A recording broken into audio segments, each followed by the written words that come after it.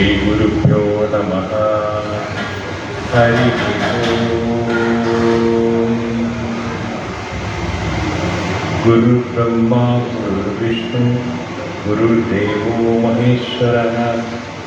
ഗുരു സാക്ഷാത് പരബ്രഹ്മ തസ്മൈ ശ്രീ ഗുരവേ നമഃ.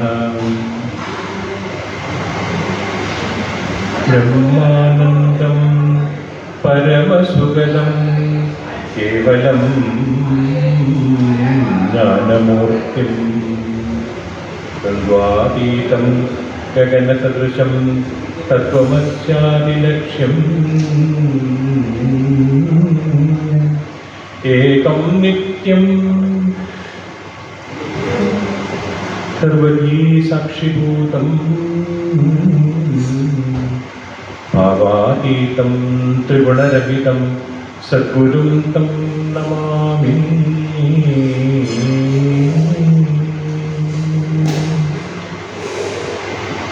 ഓം പരമർഷിഭ്യോ നമഃ. പരമർഷിഭ്യഃ ഹരി ഓം.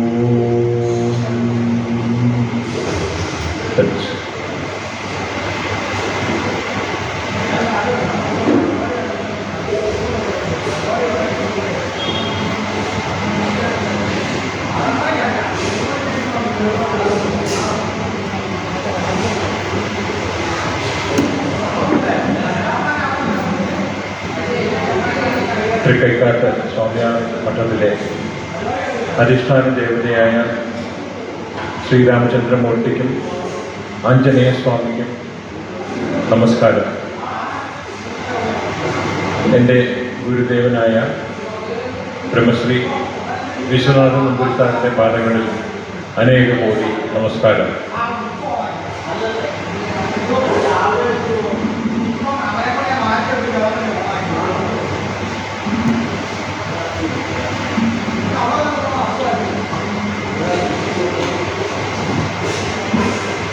ഗുരുനാഥൻ്റെ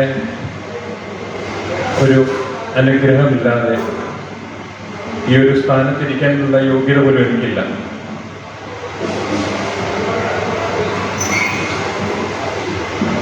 പറയാമോ?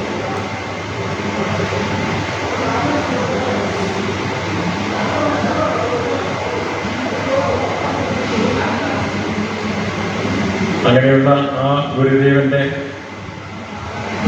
പാദങ്ങളിൽ നമസ്കാരം ചെയ്തുകൊണ്ട് ഏതാനും വാക്കുകൾ നിങ്ങളോട് സംസാരിക്കാൻ ഞാൻ ആഗ്രഹിക്കുന്നു.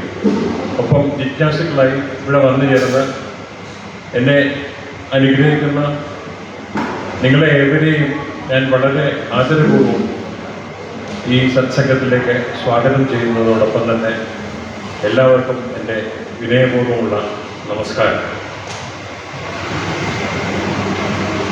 ജ്ഞാനപ്പാനയാണ് വിഷയം. കഴിഞ്ഞ ഏതാനും മാസങ്ങൾക്ക് മുമ്പ് അവസാനത്തെ ക്ലാസ് നിർത്തിയപ്പോൾ നമ്മൾ കണ്ടത് ഭൂമിദേവിയുടെ ഒരു ക്ഷമ എത്രത്തോളം ഉണ്ട് എന്നും ഭൂമിദേവി എങ്ങനെയാണ് നമ്മളെ പരിപാലിക്കുന്നത് എന്നും ഒക്കെ പറഞ്ഞുകൊണ്ട് നമ്മൾ ഇച്ഛിക്കുന്ന എല്ലാ വരവും ദേവി നൽകും. അങ്ങനെയുള്ള വിശ്വമാതാവ് ഭൂമി ശിവശിവ എന്ന് പറഞ്ഞുകൊണ്ടാണ് നമ്മൾ നിർത്തിയത്.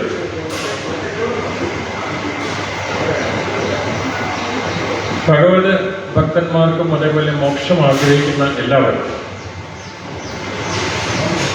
മുമുക്ഷുക്കൾക്ക്, വിഷയസുഖങ്ങളിൽ ആസക്തരായിരിക്കുന്നവർക്ക് എല്ലാവർക്കും ഭൂമിദേവി മാതാവാണ്. ആ വിശ്വമാതാവ് തങ്ങളുടെ കുട്ടികൾക്ക് ഒരു മാതാവ് എങ്ങനെയാണോ ഭക്ഷണവും മറ്റു കാര്യങ്ങളും നൽകി സന്തോഷിപ്പിക്കുന്നത്, അതുപോലെ നമ്മെ ഏവരെയും സന്തോഷിപ്പിക്കുകയാണ്. എല്ലാ ആഗ്രഹങ്ങളും സാധിച്ചു കൊടുത്തരുന്നു. അതിനുവേണ്ടി എല്ലാം സഹിക്കുന്ന അമ്മയാണ് ഭൂമി.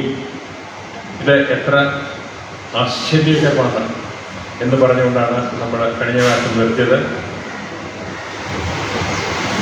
അങ്ങനെ നിർത്തിയപ്പോൾ കർമ്മനാശം എന്താണ് എന്നതിനെ കുറിച്ചും കൂടെ നമ്മൾ സംസാരിക്കേണ്ടായി. എന്താണ് കർമ്മം എന്ന ചോദ്യത്തിന് ഉത്തരം, ഏത് പ്രവൃത്തിയും ചെയ്യുവാനുള്ള ധാർമ്മികമായ ബാധ്യതയാണ് കർമ്മം. ഒരു പ്രവൃത്തി ചെയ്യാനുള്ള ഉത്തരവാദിത്വം, ധാർമ്മികമായ ഉത്തരവാദിത്വം, അതാണ് കർമ്മം എന്ന് പറയുന്നത്. എത്ര കാലം കർമ്മം ചെയ്യും? ഇതിന് ഒരു അവസാനമില്ലേ എന്ന് ചോദിച്ചാൽ, കർമ്മം ചെയ്യുന്നത് ഭഗവത് ഇച്ഛയനുസരിച്ചാണ്, ഭഗവാന് സമർപ്പിച്ചുകൊണ്ടാണ്, ഫലത്തിൽ യാതൊരു ഇച്ഛയുമില്ലാതെയാണ് എങ്കിൽ ആ കർമ്മം വീണ്ടും ചെയ്യേണ്ടി വരില്ല. കാരണം അതിൻ്റെ ഫലം ഭഗവാൻ നോക്കിക്കൊള്ളും. നമ്മൾ അതിനെക്കുറിച്ച് ആശങ്കപ്പെടേണ്ടതില്ല. അങ്ങനെ വരുമ്പോൾ ആ കർമ്മം നശിക്കും. പിന്നീട് ആ കർമ്മം വീണ്ടും ചെയ്യേണ്ട കാര്യമില്ല. അപ്പൊ അതിനെയാണ് കർമ്മനാശം എന്ന് പറയുന്നത്. പക്ഷെ ഫലേച്ഛ നമ്മൾ ത്യജിച്ചില്ലെങ്കിലോ അപ്പോൾ സംഭവിക്കുന്നത് എന്താണ്? ഈ കർമ്മം നമുക്ക് പല പ്രാവശ്യം ചെയ്യേണ്ടി വരും. ബഹിരാകാശത്തേക്ക് റോക്കറ്റ് വിക്ഷേപിക്കുന്ന പോലെയുള്ളത്. ഒരു പ്രാവശ്യം വിക്ഷേപിച്ചാൽ അത് തെറ്റിപ്പോയെങ്കിൽ തിരിച്ചു വരും, വീണ്ടും വിക്ഷേപിക്കും. അങ്ങനെ തുടർന്നുകൊണ്ടേയിരിക്കും ഫലം കാണുന്നവരെ. പക്ഷെ ഫലത്തിലെ ഇച്ഛയില്ലാത്ത നമ്മുടെ പ്രവർത്തികൾ നമ്മളെ അത്തരം കർമ്മങ്ങളിൽ നിന്ന് മുക്തരാക്കി വീണ്ടും അതേ കർമ്മം ചെയ്യേണ്ട എന്നുള്ള ഒരു സ്ഥിതിയിലേക്ക് നമ്മളെ എത്തിക്കും. അതിനെയാണ് കർമ്മനാശം എന്ന് പറയുന്നത്. അപ്പോൾ നമുക്ക് മുമുക്ഷുക്കളായ ആൾക്കാർക്ക് അതല്ലേ വേണ്ടത് എന്ന് ചോദിച്ചാൽ തീർച്ചയായിട്ടും അത് തന്നെയാണ് വേണ്ടത്. അങ്ങനെ പറഞ്ഞുകൊണ്ട് കഴിഞ്ഞ ക്ലാസ് നമ്മൾ അവസാനിപ്പിച്ചു. ഇത്തവണ നമ്മൾ വീണ്ടും ചില കാര്യങ്ങൾ ചർച്ച ചെയ്യുകയാണ്. പൂന്താനം തൻ്റെ കൃതിയിലൂടെ ഭഗവത് തത്വങ്ങൾ, പ്രത്യേകിച്ചും ഭാഗവതത്തിലുള്ളതും ഭഗവാന്റെ ഉപദേശങ്ങളും വേദത്തിലും ഉപനിഷത്തുകളിലും പറഞ്ഞിരിക്കുന്ന ജ്ഞാനവും ഒക്കെ ഒരു ചെറിയ പഞ്ചസാര ഗുളികയിൽ മരുന്ന് വെച്ച് കുട്ടികൾക്ക് കൊടുക്കുന്നത് പോലെ നമുക്ക് തന്നിരിക്കുകയാണ്. നമ്മൾ ആ വരികൾ കേൾക്കുമ്പോൾ വളരെ എളുപ്പമാണല്ലോ, ഇതെനിക്ക് മനസ്സിലാവുമല്ലോ എന്ന് നമ്മൾ കരുതും. പക്ഷെ നമ്മൾ ഉള്ളിലേക്ക് ചെന്ന് അത് പഠിക്കാൻ ശ്രമിക്കുമ്പോൾ അതിൽ വേറെ ഒരുപാട് കാര്യങ്ങൾ അടങ്ങിയിട്ടുണ്ട് എന്ന് നമുക്ക് മനസ്സിലാക്കാൻ സാധിക്കും. അങ്ങനെയുള്ള 2 വരികളാണ് അടുത്തതായിട്ട് പൂന്താനം നമുക്കായിട്ട് തന്നിരിക്കുന്നത്. അതിങ്ങനെയാണ്: വിശ്വനാഥന്റെ മൂലപ്രകൃതി താൻ പ്രത്യക്ഷേണ വിളങ്ങുന്നു ഭൂമിയായി. 2 വരികൾ. ഇതിൽ തന്നെ അടങ്ങിയിരിക്കുന്ന കാര്യങ്ങൾ എന്തൊക്കെയാണ്? വിശ്വന്റെ നാഥനാണ് ഈ പരമാത്മാവ്.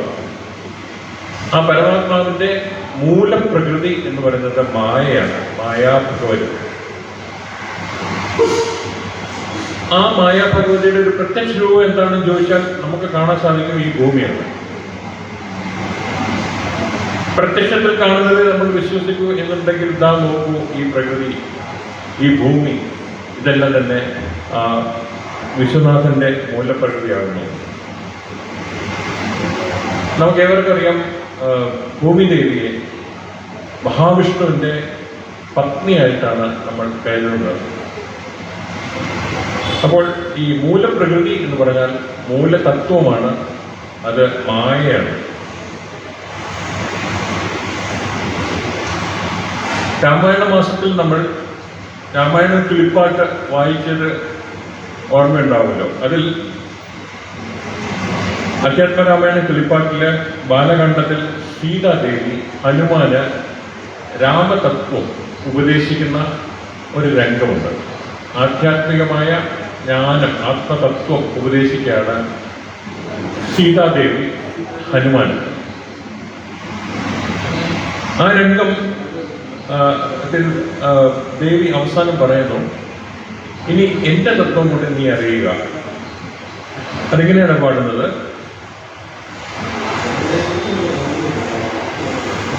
എന്നുടെ തത്വമെനി ചൊല്ലിടാമുള്ള വണ്ണം നിന്നോടു ഞാൻ താൻ മൂലപ്രകൃതിയായതെടോ. എന്നുടെ പതിയായ പരമാത്മാവുതന്റെ സന്നിധി മാത്രം കൊണ്ടു ഞാനിവ സൃഷ്ടിക്കുന്നു. തൽസാന്നിധ്യം കൊണ്ടെന്നാൽ സൃഷ്ടമാമവയെല്ലാം തൽസ്വരൂപത്തിങ്കലാക്കിയിടുന്നു ബുധജനം. തൽസ്വരൂപത്തിനുണ്ടോ ജനനാദികളെന്ന് തൽസ്വരൂപത്തെ അറിഞ്ഞവനേ അറിയാവൂ. ഹനുമാൻ പറഞ്ഞു, ഹേ ഹനുമൻ, ഭഗവാന്റെ മൂലപ്രകൃതി എന്ന് പറയുന്നത് ഞാനാണ്. ഭഗവാന്റെ സാന്നിധ്യത്തിൽ ഞാനാണ് ഈ ജഗത്തും പ്രപഞ്ചവും എല്ലാം ഞാൻ സൃഷ്ടിക്കുന്നത്. അദ്ദേഹത്തിന്റെ സാന്നിധ്യത്തിലാണ് ഞാൻ ഇതെല്ലാം ചെയ്യുന്നത്. പക്ഷെ ജനങ്ങൾ വിചാരിക്കുന്നത് എന്താണ്? അദ്ദേഹമാണ് ഇതെല്ലാം ചെയ്യുന്നത് എന്നാണ്. പക്ഷെ സത്യത്തിൽ അദ്ദേഹം ഒന്നും ചെയ്യുന്നില്ല. പരമാത്മാവ് ജ്ഞാനസ്വരൂപനാണ്, എല്ലാത്തിനും സാക്ഷിയായിട്ടിരിക്കുന്നു.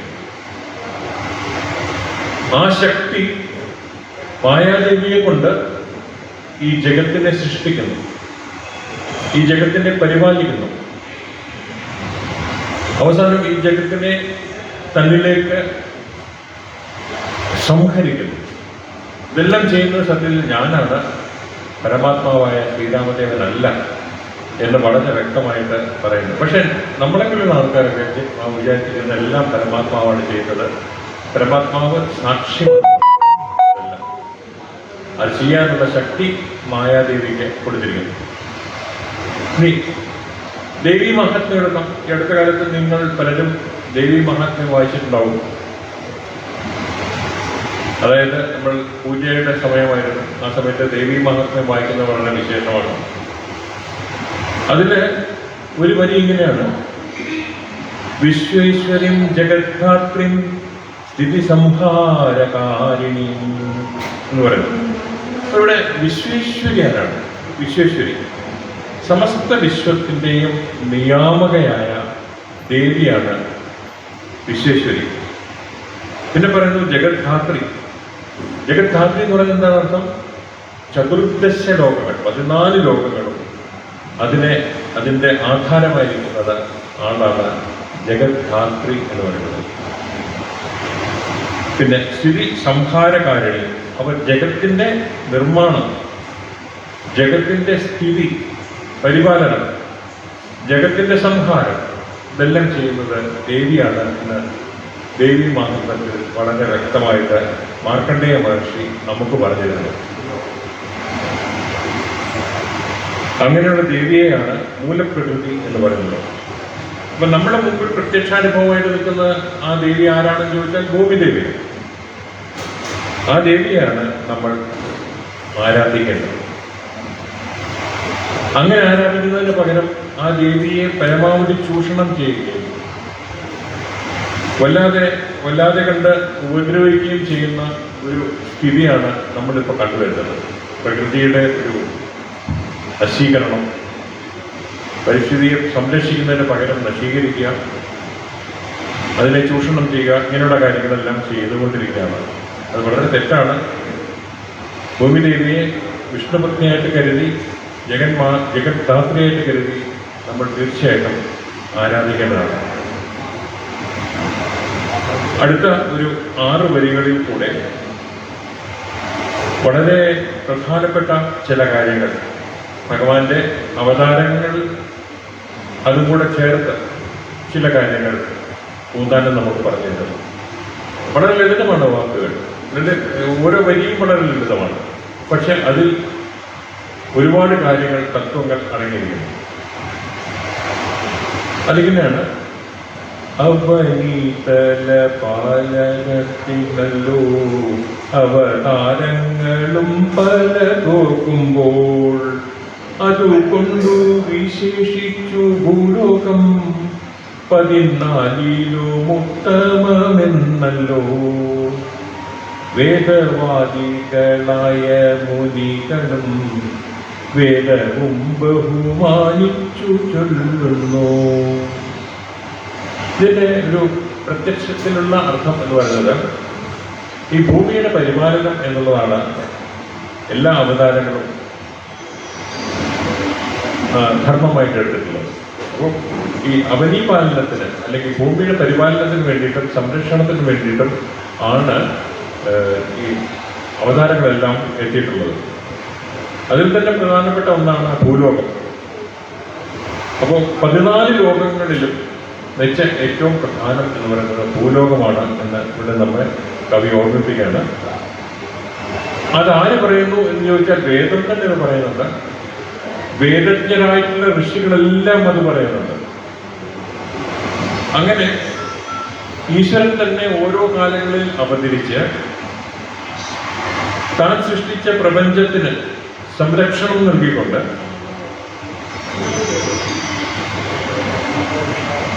പല പുരാണങ്ങളിലൂടെയും നമുക്ക് പറഞ്ഞു തന്നിട്ടുണ്ട് ഈ അവതാരങ്ങളെ കുറിച്ചും ഒക്കെ. ദശാവതാരങ്ങൾ അത് തന്നെ പ്രപഞ്ചത്തിന്റെ സംരക്ഷണത്തിന് വേണ്ടിയാണല്ലോ ഉണ്ടായത്. അപ്പൊ ഈ 14 ലോകങ്ങളില് ഭൂമിക്ക് താഴെയുള്ള 7 ലോകങ്ങൾ, അവ അതല്ല, ഇതല്ല, സുതല്ല, രസാതല്ല, തലാതല്ല, മഹീതല്ല, പാതാളം, ഇങ്ങനെ 7 ലോകങ്ങൾ ഭൂമിക്ക് താഴെയായിട്ടുണ്ട്. അങ്ങനെയുള്ള 7 ലോകങ്ങൾ താഴോട്ടും ഭൂലോകം തുടങ്ങി മുകളിലോട്ട് 7 ലോകങ്ങളും, അതായത് ഭൂലോകം, ഭൂവർലോകം, സ്വർലോകം, മഹർലോകം, ജനലോകം, തപോലോകം, സത്യലോകം, ഇങ്ങനെ 7 മുകളിലോട്ടും ഭൂമി അടക്കം ഭൂമിക്ക് താഴെ 7 ലോകങ്ങൾ, ഇങ്ങനെ 14 ലോകങ്ങളാണ് ഉള്ളത്. ഈ 14ലും വെച്ച് ഏറ്റവും ശ്രേഷ്ഠം എന്ന് പറയുന്നത് ഭൂലോകമാണ്. അങ്ങനെ വേദജ്ഞരായ മുനിമാർ, മഹർഷിമാർ ഈ ഒരു കാര്യം പറയുന്നു. വളരെ ബഹുമാനത്തോടുകൂടിയാണ് പറയുന്നത്, ഭൂലോകമാണ് ഏറ്റവും നല്ലത്. ഇവരിതറിഞ്ഞത് വേദങ്ങളിലൂടെയാണ്. അപ്പൊ വേദങ്ങളിലൂടെ പറഞ്ഞിട്ടുണ്ട്, നമുക്ക് ഏവർക്കും അറിയാം, ഭൂമിയുടെ സംരക്ഷണത്തിന് വേണ്ടി ഭഗവാൻ പല പ്രാവശ്യം അവതാരം എടുത്തത്. അതിലൊരു പ്രധാന അവതാരമാണ് വരാഹാവതാരം. ഹിരണ്യാക്ഷൻ പണ്ട് ഭൂമിദേവിയെ അപഹരിച്ച് രസാതലം എന്ന് പറയുന്ന താഴെയുള്ള ലോകത്തിലേക്ക്, അധോ ലോകമാണ്, അതിൽ കൊണ്ടുപോയി വെച്ചു. അപ്പോൾ സമുദ്രത്തിനടിയിൽ കൂടെയാണ് പോയത്. അപ്പോൾ അവിടെ കൊണ്ടുപോയി ദേവിയെ വെച്ചു, ഭൂമിദേവിയെ വെച്ചു. അപ്പോൾ ഭൂമിയെ കാണാതെ മറ്റുള്ള പ്രാണികൾക്കും ഒന്നും ഒരു നിലനിൽപ്പില്ലല്ലോ, പ്രപഞ്ചത്തിന് തന്നെ നിലനിൽപ്പില്ല. അങ്ങനെ വന്നപ്പോഴാണ് ഭഗവാൻ ഹിരണ്യാക്ഷനെ വധിക്കാനായിട്ട് വരാഹത്തിന്റെ രൂപം എടുത്തത്. ബ്രഹ്മദേവന്റെ മൂക്കിൽ നിന്ന് ഒരു പന്നിക്കുട്ടി പുറത്തേക്കായി. എന്താണ് കഥ? മഹാഭാരതത്തിലുണ്ട്. അപ്പോൾ ഈ ബ്രഹ്മദേവനെ നോക്കുന്നത് എവിടെ നിന്നത് വന്നത്? മൂക്കിൽ നിന്ന് വന്നതാണ് ഈ പന്നിക്കുട്ടി. ചെറിയൊരു എന്താ പറയുക, ഒരു ചെറിയ പല്ലിയോ പാറ്റയോ അത്രയും പോലും വലിപ്പമില്ലാത്ത ഒന്നാണ്. അത് പുറത്തു വന്നിട്ട് ഭീമാകാരമായ ഒരു വരാഹമായിട്ട് മാറി സമുദ്രത്തിന് താഴെ ചെന്ന് രസാതലത്തിൽ നിന്നും ഭൂമിദേവി തന്റെ തേറ്റയിൽ എടുത്തുകൊണ്ട് മുകളിലോട്ട് വന്നു.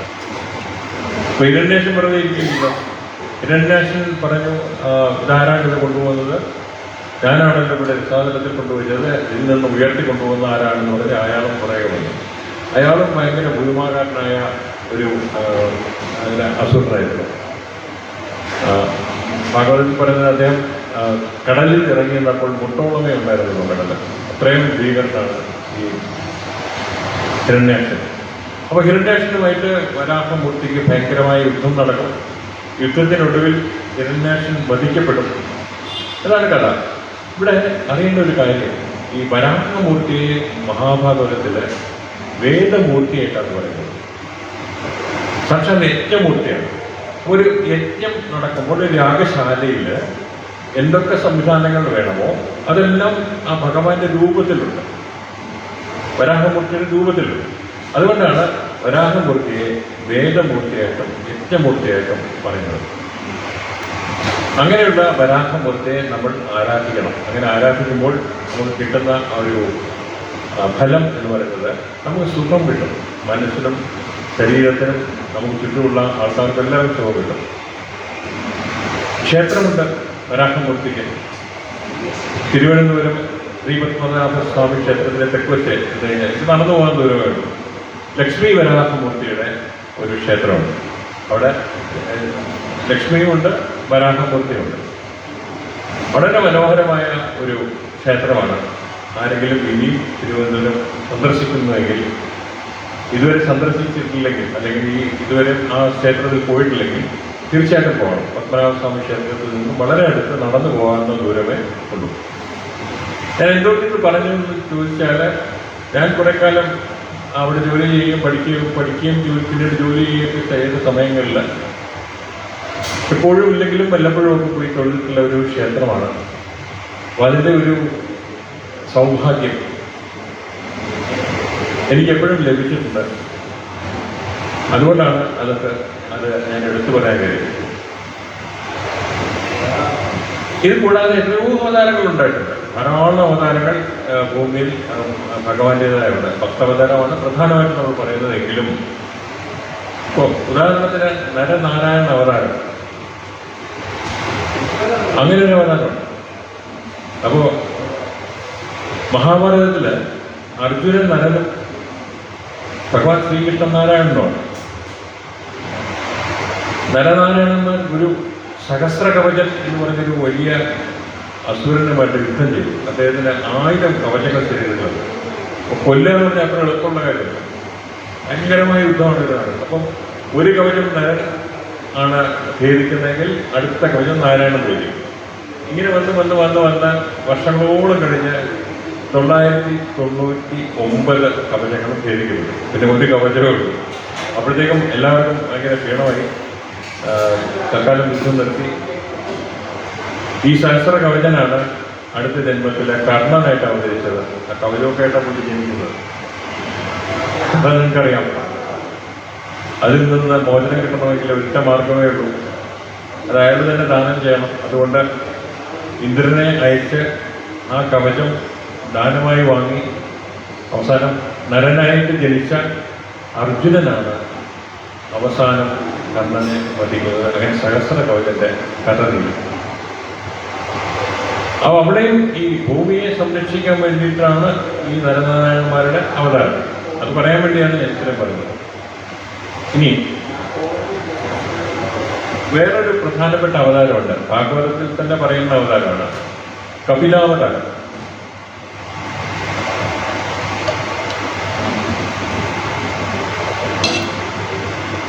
കർദമ പ്രജാപതിയുടെയും അതുപോലെ ദേവഭൂതിയുടെയും പുത്രനായിട്ട് കപിലൻ അവതരിക്കുന്നു. കപിലനായിട്ട് ഭഗവാനാണ് അവതരിക്കുന്നത്. കപിലൻ തൻ്റെ അമ്മയായ ദേവഭൂതിക്ക് കൊടുക്കുന്ന ചില ഉപദേശങ്ങളുണ്ട്. ഈ ഉപദേശം ദേവഭൂതിക്ക് കൊടുക്കുന്ന രീതിയിൽ നമുക്ക് തന്നിട്ടുള്ള ഉപദേശമാണ്. അതിൻ്റെ ഏതാനും കാര്യങ്ങൾ മാത്രം ഞാനിവിടെ ചുരുക്കമായിട്ട് പറയാം.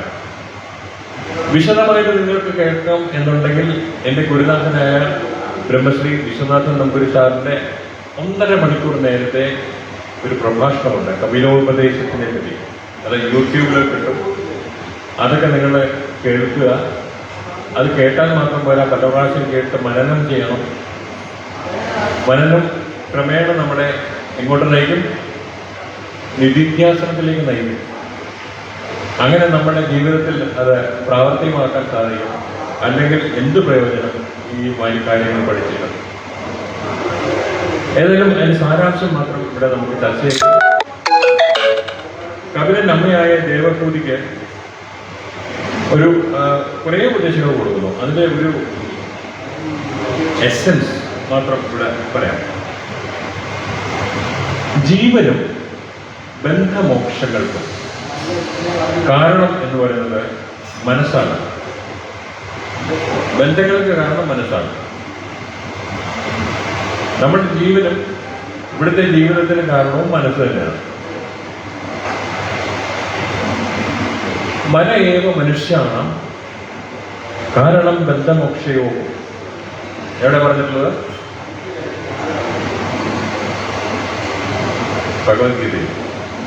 ഭഗവത്ഗീതയിലെ അർജുനന് ഭഗവാൻ ഉപദേശിക്കുമ്പോൾ പറയും, അർജുന മന ഏവ മനുഷ്യാണാം ബന്ധനം കാരണം ബന്ധമോക്ഷയോ.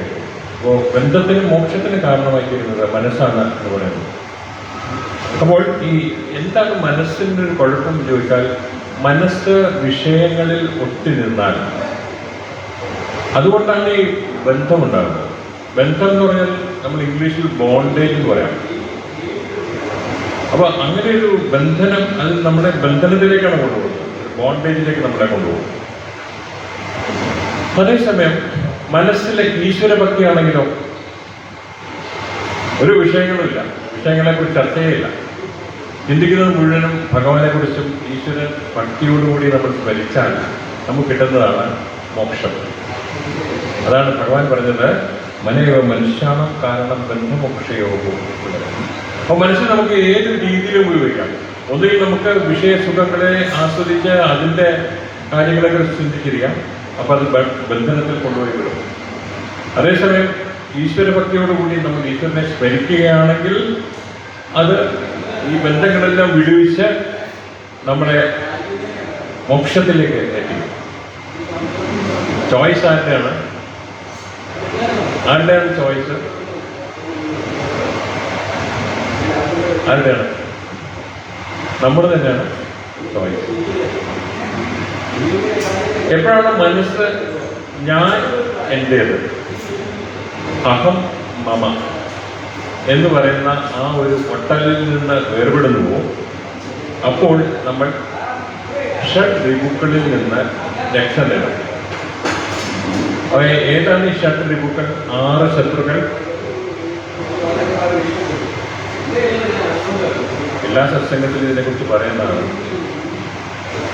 കാമം, ക്രോധം, ലോഭം, മോഹം, മതം, മാത്സര്യം. ഈ 6 ആഗ്രഹം, അതാണ് കാമം എന്ന് പറഞ്ഞാൽ ഉദ്ദേശിക്കുന്നത്. കാമം നമുക്ക് ആഗ്രഹം സഫലീകരിക്കുകയാണെങ്കിൽ കുഴപ്പമൊന്നുമില്ല, അതെവിടെ കൊണ്ടുപോയി ഇവിടെ നിന്ന് വെച്ചാൽ ലോകത്തെ കൊണ്ടുപോയി. പക്ഷെ ആഗ്രഹം സാധിച്ചില്ലെങ്കിലോ അപ്പോൾ ഉണ്ടാകുന്ന വികാരം എന്താണ്? അതാണ് ക്രോധം.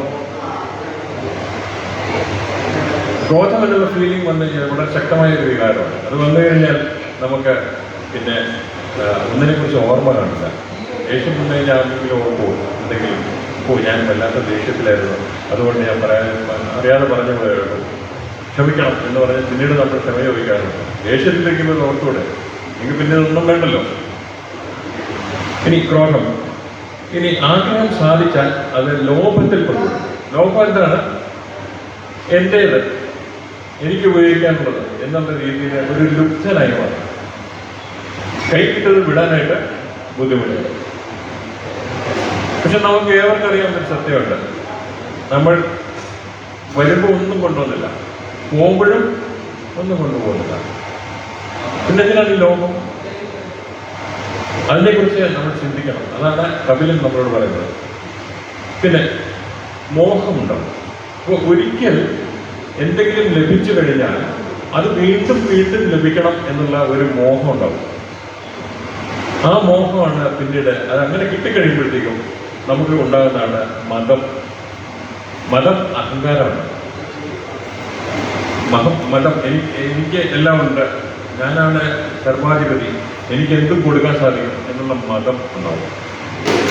മഹാബലിക്കുണ്ടായ ഒരു വികാരമാണ് ഈ മതം എന്ന് പറയുന്നത്. അത് നശിപ്പിക്കാനാണ് വാമനായിട്ട് ഭഗവാൻ അവതരിച്ചത്.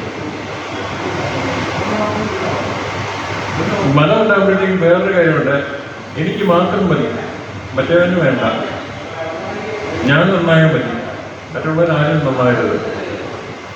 ഈ വികാരത്തിന് എന്ത് പറയും? ഇതാണ് മത്സര്യം. അപ്പൊ സത്യത്തില് ഇതെല്ലാം വളരെ ബുദ്ധിമുട്ടുണ്ടാക്കുന്ന കാര്യങ്ങളാണ്. ഈ 6 വീപ്പുകൾ അതെല്ലാം തടസ്സങ്ങളാണ്. എങ്ങോട്ടുള്ള തടസ്സം? ഭഗവാനെ കാണാനുള്ള തടസ്സം. 6 പടികളാണത്. അതുകൊണ്ടാണ് നമ്മൾ പാടുന്നത്, പടിയാറും കടന്ന് അവിടെ ചെല്ലുമ്പോൾ പാട്ട് പറയും, ശിവനെ കാണാം ശിവശംഭം. അപ്പോൾ ശിവനെ കാണണമെങ്കിൽ ഈ 6 പടിയും കടന്നു ചെല്ലണം. വൈകുണ്ഠ ലോകത്തിൽ ഇങ്ങനെയാണ്. അവിടെ 7 വാതിലുകളുണ്ട്. ആദ്യത്തെ 6 വാതിലുകളും കടന്ന് സനകാദി മുനികൾ അവിടെ എത്തുകയാണ്. ഇതും ഭാഗവതത്തിൽ നിങ്ങൾ കേട്ടോ ഈ കഥ. സനകാദി മുനികൾ അവിടെ എത്തുന്നു. സനകൻ, സനന്ദനൻ, സനാതനൻ, സനത്കുമാരൻ, ഇവരാണ് 4 പേരാണ് സനകാദി മുനികൾ. ഇവർ ഭഗവാനെ കാണാൻ വേണ്ടിയിട്ട് അവരിങ്ങനെ കടന്നു പോകുന്നു. ഈ 6 ദുർഗങ്ങളും, അതായത് 6 കോട്ടകളും, ഇത് വളരെ എളുപ്പത്തിൽ അവർ കടക്കും. കാര്യം എന്താ? അവർക്ക് ഈ 6 ഇരിപ്പുകളില്ലല്ലോ. അവർക്ക് കാമവുമില്ല, ക്രോധമില്ല, ലോഭവും മോഹവും മതവും മാത്സര്യവും ഒന്നുമില്ല. അതുകൊണ്ട് അവർ വളരെ ഈസി ആയിട്ട് 6 കടന്നു. 7ാമത്തെ സ്ഥലത്ത് എത്തുമ്പോഴാണ് ജയവിജയമാരെ പറയും ഭഗവാനെ കാണാൻ സാധിക്കില്ല, ഭഗവാൻ പള്ളി നിദ്രയിലാണ്, അതുകൊണ്ട് ഇപ്പൊ കാണാൻ പറ്റില്ലെന്ന് പറയും. പക്ഷെ അവിടെയും അങ്ങേയറ്റം ഇന്ദ്രിയ നിയന്ത്രണമുള്ള, മനോനിയന്ത്രണമുള്ള സനകാദികൾക്ക് ദേഷ്യം വരും. ആ ദേഷ്യത്തിന്റെ ഫലമാണ് ജയവിജയന്മാർക്ക് ശാപം. അപ്പോൾ ഭഗവാൻ അത് കേട്ടുകൊണ്ട് കരുണാമയനാണ് കേട്ടോ. അതുകൊണ്ട് ഈ സനകാദികൾ വന്ന് അവർ ദേഷ്യപ്പെട്ടു ഉണ്ടെങ്കിൽ അത് ജയവിജയന്മാർക്ക് കൊടുക്കേണ്ട ഒരു ശിക്ഷ തന്നെയാണ് എന്ന് ഭഗവാൻ അറിയാം. അത് നേരിട്ട് കൊടുക്കാതെ സനകാദികൾ വഴി കൊടുത്തു എന്ന് പറഞ്ഞു. ഭഗവാനോട് പ്രത്യക്ഷപ്പെടുകയും ഈ ജയവിജയന്മാർക്ക് ഒരു അനുഗ്രഹം കൊടുക്കുന്നു. അതായത് 3 അവതാരങ്ങൾ, 3 ജന്മങ്ങൾ നിങ്ങൾക്കുണ്ടാകും. 3 അവതാരങ്ങളിലൂടെ ഞാൻ നിങ്ങളെ അനുഗ്രഹിക്കും. അങ്ങനെ നിങ്ങൾക്ക് തിരിച്ചു വരാം, അങ്ങനെ മോക്ഷം കിട്ടും. അത്രയും കരുണയോടുകൂടിയാണ് ഭഗവാൻ അവരോട് സംസാരിക്കുന്നത്.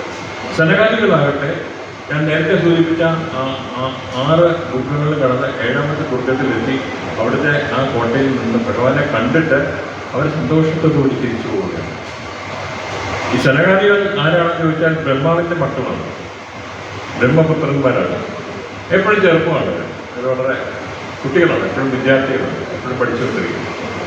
അപ്പോൾ അങ്ങനെ പഠിക്കുന്നതിൻ്റെ ഭാഗമായിട്ട് ഒരിക്കൽ തങ്ങളെ ആരെങ്കിലും ഒന്ന് പഠിപ്പിക്കുമോ, കൂടുതൽ വിഷയങ്ങൾ പഠിക്കേണ്ടതുണ്ട്. ഉപരിപഠനാർത്ഥം അവരെ ബ്രഹ്മലോകത്തില്ല. ബ്രഹ്മലോകത്തിൽ ബ്രഹ്മാവ് ഇങ്ങനെ ഇരിക്കുന്നു. സരസ്വതി ദേവി തൻ്റെ കച്ചപ്പി വീണ എടുത്ത് വായിക്കുകയാണ്. വായിക്കുന്ന സമയത്ത് ബ്രഹ്മാവ് ഇങ്ങനെ അതിന് ആസ്വദിച്ച് കണ്ണടച്ച് അങ്ങനെ ഇരിക്കുകയാണ്. ഇവരവിടെ പോയി നിൽക്കുകയാണ്. കുറേ നേരം കൊണ്ട് നിന്നിട്ട് ഒരു രക്ഷയില്ല. കണ്ണു തുറന്ന് നോക്കട്ടെ ബ്രഹ്മാവ്, നല്ല കഥ, തങ്ങളുടെ കാര്യം പറയാൻ പറ്റുള്ളൂ, ഒരു രക്ഷയില്ല. അപ്പോൾ അവരെന്ത് ചെയ്യും? നേരെ വൈകുണ്ഠത്ത് അങ്ങനെ പോകുന്നതിൻ്റെ ഭാഗമായിട്ടായിരിക്കാം ഒരു പക്ഷേ നേരത്തെ ഈ 6 ദിവസങ്ങളിൽ കടന്നു പോയത്. എന്തായാലും അവിടെ ചെന്നപ്പോൾ കാണുന്നതിൻ്റെ കാഴ്ച വെച്ചാൽ ഭഗവാൻ യോഗ നിദ്രയിലാണ്. ലക്ഷ്മി ദേവി കാലൊക്കെ ഇങ്ങനെ തിരുമ്മി കൊടുക്കുന്നുണ്ട്. എന്ത് സുഖമാണ്, നല്ല സുഖമാണ്. അത് ഇങ്ങനെ യോഗ നിദ്രയിൽ എങ്ങനെ ഇരിക്കുന്നു, ആസ്വദിച്ചിരിക്കുന്നു. കുറേ നേരം നിന്നും രക്ഷയില്ല. അവിടെ പോയി നേരെ കൈലാസത്തിൽ ചെന്നു. അവിടെ കാണുന്ന രംഗം എന്താ പറയുമോ? അവിടെ ഭഗവാൻ നൃത്തത്തിലാണ്. ദേവിയും ദേവനും കൂടെ ഉള്ള നൃത്തം. നമുക്കറിയാമല്ലോ, ഒരു കോസ്മിക് ഡാൻസ് ആണ്. ശിവപാർവതി നൃത്തം നടന്നുകൊണ്ടിരിക്കുകയാണ്. ഇവരിങ്ങനെ നിൽക്കുകയാണ്, എന്ത് ചെയ്യണമെന്നറിയാതെ. പക്ഷേ പാർവതി ദേവി അമ്മയാണ്, ജഗത് ജനനിയാണ്. ആ അമ്മയ്ക്ക് പെട്ടെന്ന് മനസ്സിലായി ഈ 4 മക്കളോട് വന്ന് കൊണ്ട് എന്തോ ആവശ്യമുണ്ട്. അവർക്ക് പെട്ടെന്ന് മനസ്സിലാക്കാൻ സാധിക്കും. അപ്പോൾ ഈ ആവശ്യം എന്താണ്? അവർക്ക് അറിവുണ്ടാകണം, പഠിപ്പുണ്ടാകണം. അപ്പോൾ ഭഗവാനെ അവരോട് പറഞ്ഞു, നൃത്തമൊക്കെ ഒന്ന് അവസാനിപ്പിക്കണം. എന്നിട്ട് ഈ 4 കുട്ടികളോട് വന്നിട്ടുണ്ട്, ഇവരെന്തെങ്കിലും അവർക്ക് എന്താ വേണ്ടതെന്ന് വെച്ചാൽ അവരെ പഠിപ്പിച്ചു കൊടുക്കണം എന്ന് പറഞ്ഞു. അപ്പോഴാണ് ഭഗവാൻ ദക്ഷിണാമൂർത്തിയായിട്ട് വേഷം മാറി. ദക്ഷിണാമൂർത്തിയുടെ അവതാരം തന്നെയാണ് ഇതിൻ്റെ. കൈലാസത്തിൻ്റെ അടുത്ത് മാനസ സരോവരത്തിലെത്തി. അതിൻ്റെ കരയിൽ ഒരു വടവൃക്ഷമുണ്ട്. ആ വടവൃക്ഷത്തിൻ്റെ ചുവട്ടിലിരുന്നു കൊണ്ട് ഇവരെ വേദങ്ങളും ഉപനിഷത്തുകളും എല്ലാം കമ്പോട് കമ്പ് പഠിപ്പിക്കും. എല്ലാം പഠിച്ചു കഴിഞ്ഞിട്ടും ഈ സനകാദികൾക്ക് ഒരു ഫീലിംഗ് ഉണ്ട്, മനസ്സിലായി എന്തോ ഒരു ജ്ഞാനം കിട്ടാനുണ്ട്. അപ്പോൾ വിദ്യയുണ്ട്, അവിദ്യയുണ്ട്. ഈ ഉപനിഷത്തുകളും അല്ലെങ്കിൽ വേദങ്ങളും എല്ലാം തന്നെ അവിദ്യ എന്നുള്ള കാറ്റഗറിയിൽ പെടുന്നതാണ്. അപ്പോൾ വിദ്യ എന്താണ്? പരമമായ ജ്ഞാനമാണ്. ഈ പരമജ്ഞാനം എനിക്ക് കിട്ടുന്നമല്ലോ, ഞങ്ങൾക്ക് കിട്ടുന്നമല്ലോ, അത് മാത്രം നമുക്ക് ഇതുവരെ കിട്ടിയില്ലല്ലോ എന്നിങ്ങനെ ആലോചിച്ച് അവരെ അവിടെ ചെന്ന് ഭഗവാന്റെ മുമ്പിലിരിക്കുന്നു. ഭഗവാൻ കണ്ണടയ്ക്കുന്നു, ധ്യാനലീനായിട്ടിരിക്കണം, ധ്യാനത്തിലിരിക്കണം. എന്നിട്ട് ഭഗവാൻ പറയുന്നു, ഭഗവാൻ ഒന്നും പറയുന്നില്ല, മൗനത്തിലാണ്. അപ്പൊ ഈ 4 വിദ്യാർത്ഥികൾ മുമ്പിലിരിക്കുന്നു, അവരും കണ്ണടയ്ക്കുന്നു, ധ്യാനിക്കുന്നു. വൈകുന്നേരമാകുന്നു, ഭഗവാൻ എഴുന്നേറ്റ് പോകും, ദക്ഷിണാമൂർത്തി എഴുന്നേറ്റ് പോകും, ഈ 4 പേരും എഴുന്നേറ്റ് പോകും. പിറ്റേ ദിവസം അങ്ങനെ തന്നെ. അങ്ങനെ കുറെ കാലം കഴിഞ്ഞു. എന്താണ്, ഒന്നും സംഭവിക്കുന്നില്ല. പക്ഷേ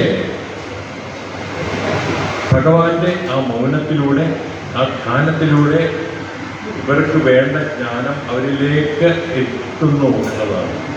അപ്പോൾ ഒരു സദ്ഗുരുവിനെ നമുക്ക് ലഭിച്ചാൽ നമ്മൾ ശ്രദ്ധിക്കേണ്ട ഒരു വിഷയം എന്താണ്, ആ സദ്ഗുരു നമുക്ക് വേണ്ട ജ്ഞാനം നമ്മളറിയാതെ തന്നെ നമ്മുടെ മനസ്സിൽ നിറയ്ക്കും. ഇതാണ് പരമമായ ജ്ഞാനം. അപ്പോൾ മനസ്സ് ശുദ്ധഹൃദയം ആയി കഴിയുമ്പോൾ കപിൽ ഉപദേശിക്കുന്ന ഭാഗമാണ് ഞാൻ പറയുന്നത്. ഇവിടെ ഭക്തി, ജ്ഞാനം, വൈരാഗ്യം ഇതെല്ലാം തന്നെ മനസ്സിൽ ഉദിക്കും. ഭക്തി, ജ്ഞാനം, വൈരാഗ്യം. അപ്പോൾ പ്രകൃതിയിൽ നിന്നും വിഭിന്നമായ ആത്മാവ്, മൂലപ്രകൃതിയിൽ നിന്നും വ്യത്യസ്തമാണ് ഈ പരമാത്മാവ്. ആ വിഭിന്നമായ പരമാത്മാവിനെ കാണാൻ സാധിക്കും. അതല്ലാന്നുണ്ടെങ്കിൽ എപ്പോഴും മായാഭഗവതി ഒരു തിരശ്ശീലയിടും. മായയ്ക്ക് 2 കാര്യങ്ങളുണ്ട്, ആവരണമുണ്ട്, വിക്ഷേപമുണ്ട്. ആവരണം എന്ന് പറഞ്ഞാൽ തിരശ്ശീലയിട്ട് കൃത്യമായ ജ്ഞാനം കിട്ടാതാകും. വിക്ഷേപം എന്ന് പറഞ്ഞാൽ നമ്മൾ ഒന്ന് കാണും, വേറൊന്ന് മനസ്സിലാക്കാം. അതും മായയുടെ ഒരു കളിയാണ്. അപ്പൊ അതെല്ലാം മാറി ശുദ്ധ ഹൃദയത്തിൽ ഭക്തി, ജ്ഞാന, വൈരാഗ്യങ്ങൾ വരുമ്പോൾ ഭഗവാൻ വിളങ്ങും. അങ്ങനെ ആത്മാവിനെ കാണാം. ഇവിടെ നമ്മൾ മനസ്സിലാക്കേണ്ട വേറൊരു കാര്യങ്ങളുണ്ട്. ശ്രീ ശങ്കരാചാര്യർ തൻ്റെ ഒരു പ്രകടന ഗ്രന്ഥമായ അപരോക്ഷാനുഭൂതി എന്ന് പറഞ്ഞൊരു കൃതിയുണ്ട്. വളരെ ചെറിയ കൃതിയാണ്, പക്ഷെ അങ്ങേയറ്റത്തെ വേദാന്തം നമ്മളെ പറഞ്ഞ് മനസ്സിലാക്കുന്ന ഒന്നാണ് ആ കൃതി. അതിൽ ഒരു കാര്യം പറയുന്നു, ഒരുപാട് കാര്യങ്ങൾ പറയുന്നതിൽ ഏറ്റവും പ്രധാനപ്പെട്ട ഒരു കാര്യമായിട്ട് എനിക്ക് തോന്നിയത്, സ്ഥൂല ശരീരത്തെ ഞാൻ എന്ന് മനസ്സിലാക്കിയാൽ. ഇപ്പൊ ഞാൻ ആരാണെന്ന് ചോദിച്ചാൽ സ്ഥൂല ശരീരം, എൻ്റെ പേര് പറയും, ഞാൻ അവിടെ താമസിക്കുന്നത് പറയും, എനിക്ക് എത്ര പൊക്കമുണ്ട്, എത്ര വണ്ണമുണ്ട്, എത്ര ഭാരമുണ്ട്, ഇതൊക്കെയാണ് ഞാൻ. അത് സ്ഥൂല ശരീരമാണ്. അതിനെ ഞാൻ എന്ന് കരുതുന്നതിൽ പരം വിഡ്ഢിത്തം വേറെയില്ല.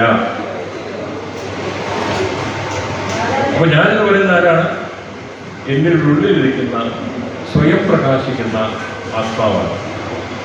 ആത്മാവിനെ ആരും പ്രകാശിപ്പിക്കേണ്ട കാര്യമില്ല, അത് സ്വയം പ്രകാശിപ്പിക്കുന്നു. അതാണ് മറ്റുള്ളവരെ പ്രകാശിപ്പിക്കുന്നത്. അപ്പൊ ഞാനിവിടെ ഇരുന്ന് നിങ്ങളോട് സംസാരിക്കുമ്പോൾ എൻ്റെ ശരീരത്തിൽ കൂടെ ഭഗവാൻ പ്രവർത്തിക്കുകയും ആത്മാവ് പ്രവർത്തിക്കുകയും ചെയ്യുന്നതുകൊണ്ടാണ് ഞാൻ നിങ്ങളോട് സംവദിക്കുന്നത്. നിങ്ങൾ കേൾക്കുന്നതുകൊണ്ട് തന്നെ. പക്ഷെ ഞാൻ ആരാണ്? ഈ ശരീരമാണോ? ഈ ഒരു തത്വമാണ് മനസ്സിലാക്കിക്കൊണ്ടത്. അപ്പോൾ ഭഗവാൻ കപിലൻ പറയുന്നു, ഭക്തി ആണ് ഏറ്റവും ശുഭപ്രദമായ കാര്യം. ഭക്തി പോലെ സുഖകരമായ മംഗളകരമായ ഒരു കാര്യമില്ല. അപ്പൊ ഭക്തിക്ക് എങ്ങനെ ഭക്തി വരും? ഭക്തിക്ക് ആദ്യമേ പറയുന്ന കാര്യം സത്സംഗമാണ്. ഇപ്പൊ നമ്മൾ നടന്നുകൊണ്ടിരിക്കുന്നതാണ് ഈ സത്സംഗം. ഒരേപോലെ ബ്രഹ്മത്തെക്കുറിച്ചും ആത്മാവിനെ കുറിച്ചൊക്കെ ചിന്തിക്കുന്ന ഒരു കാര്യമുള്ളത്. ഭക്തിയോടുകൂടി നമ്മൾ സാക്ഷാൽ ശ്രീ പരമേശ്വരനെ ആരാധിക്കുന്നുവല്ലോ, അതുതന്നെയാണ് സത്സംഗം. അപ്പൊ അങ്ങനെ വരുമ്പോൾ അത് മുക്തി കവാടമാണ്. ഇനി വേറൊരു കാര്യങ്ങളുണ്ട്. ഒന്നാമത്തെ കാര്യം, അങ്ങനെയുള്ളപ്പോൾ അന്യരുടെ അപരാധം ക്ഷമിച്ചിട്ട് അങ്ങനെ ആ ക്ഷമയോടുകൂടി യാതൊരു പ്രതികാരവും ചെയ്യാതിരിക്കുന്ന ഒരു വ്യക്തിയാണ് ഭക്തൻ. ഒരു ലക്ഷണം അതാണ്. രണ്ടാമത്തെ ലക്ഷണം, സ്വന്തം കാര്യം മറന്ന് മറ്റുള്ളവർക്ക് വേണ്ടിയിട്ട് ജീവിക്കുന്നതാണ് ഭക്തൻ. പിന്നെ എല്ലാവർക്കും ക്ഷേമം ഉണ്ടാകും. ലോകത്തിലെല്ലാവർക്കും ക്ഷേമം ഉണ്ടാകും. അങ്ങനെ ചിന്തിക്കുന്നവരാണ് ശരിയായ ഭക്തൻ. അപ്പം അങ്ങനെ വരുമ്പോൾ അങ്ങനെയുള്ള ആള് ലോകമിത്രമായി മാറും. മിത്രം എന്നുള്ള വാക്കിന്റെ അർത്ഥം തന്റെ ജീവൻ കൊടുത്തും തന്റെ സുഹൃത്തിനെ സംരക്ഷിക്കുന്നവനാണ് മിത്രം.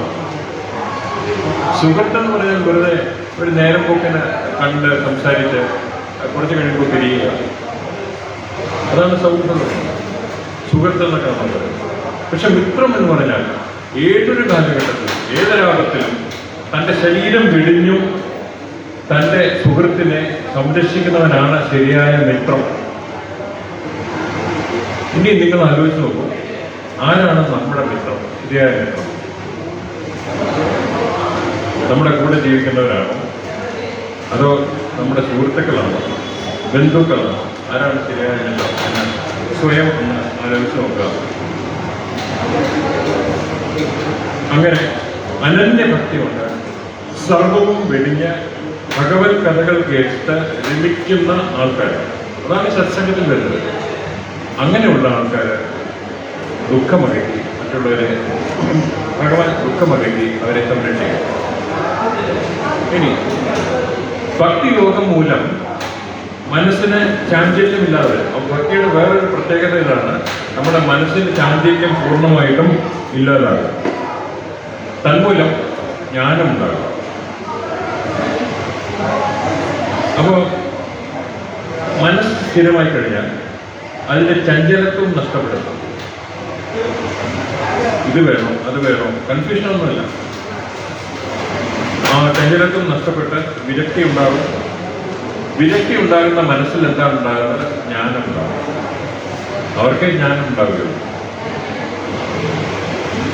അപ്പൊ എന്താണ് ഈ ജ്ഞാനം എന്ന് പറഞ്ഞാൽ? ജ്ഞാനം എന്താണ്? ജ്ഞാനവും അജ്ഞാനവും തമ്മിലുള്ള വ്യത്യാസം എന്താണ്? ജ്ഞാനമില്ലായ്മയല്ല അജ്ഞാനം.